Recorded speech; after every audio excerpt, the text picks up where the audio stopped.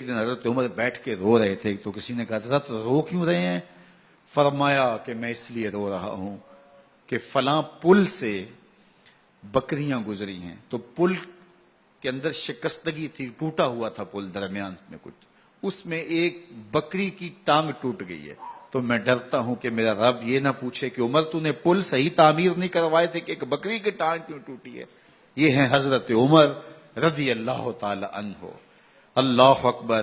تو اللہ تعالیٰ جل شانہ نے حضرت سیدنا عمر بن خطاب رضی اللہ تعالیٰ عنہ سے جو کام لیا، مختصر دور خلافت کے اندر 10 سال 6 ماہ 4 دن آپ نے خلافت فرمائی ہے، لیکن کہاں سے چلے اور یہاں مکران تک، بلوچستان کا حصہ ہے، یہاں تک آپ کے سلطنت کی حدود وسیع ہوئی، ادھر آرمینیا تک جا پہنچے، حمص فتح کیا، قادسیہ، یرموک۔ آپ ذرا دیکھیے کہ کہاں تک آپ کی فوجوں کے گھوڑے دوڑتے رہے، اور اللہ تعالیٰ جل شانہ نے ان کو جو توانائی، عدل و انصاف کی قوت عطا فرمائی۔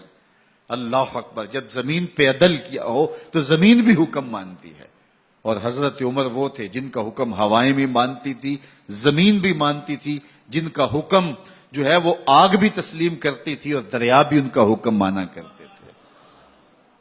مصر کے اندر یہ رسم بد جاری تھی کہ سال کے بعد ایک دو شیزہ کو زیورات پہنا کے اچھے لباس میں ملبوس کر کے دریا کی بھیڑ چڑھایا جاتا، اس کی قربانی دی جاتی، اس کا خون بہتا تو دریا چلتا۔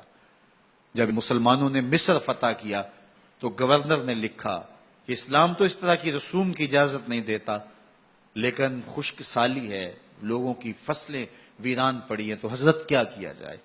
تو حضرت عمر رضی اللہ تعالیٰ عنہ کاغذ کے ٹکڑے پہ لکھتے ہیں، بسم اللہ الرحمن الرحیم۔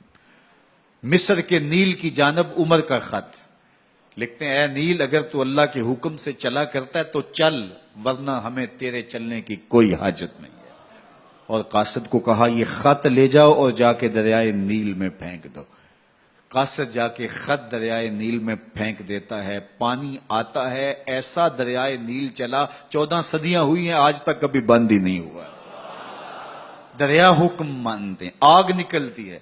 لوگ حضرت عمر رضی اللہ تعالی عنہ کے پاس آئے، حضرت لاوا پھوٹا ہے، آگ نکل رہی ہے اور مدینے کی طرف بڑھ رہی ہے، اب کیا کیا جائے؟ فائر بریگیڈ تو زمانے میں تھی نہیں۔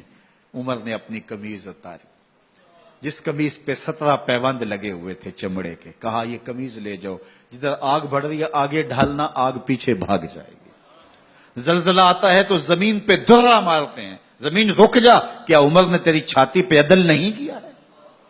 تو یہ عمر ہیں رضی اللہ تعالی عنہ کہ جن کے انصاف کی وجہ سے، جن کے عدل کی وجہ سے اللہ تعالیٰ کی رحمات اور اس کی برکات کا نزول ہوتا تھا، اور اللہ تعالیٰ نے مسلمانوں کو وہ آبرو مند حکومت دی۔ کائنات کی تاریخ کے اندر ایسی حکومت آپ نے نہیں دیکھی ہوگی جو حضرت عمر نے حکومت کی ہے۔ اللہ اکبر۔ فرمایا فرات کے کنارے پہ ایک کتا بھی پیاسا مر گیا تو اس کا حساب بھی عمر سے ہوگا۔ باہر سے سفیر آتا ہے اور آ کے پوچھتا ہے کہ میں امیر المومنین کے، مسلمانوں کے حکمران کے محل میں جانا ہے، تو وہ مسکرا کے کہتے ہیں ہمارے امیر کا تو کوئی محل نہیں ہے۔ کہا کہاں ہے تمہارا امیر؟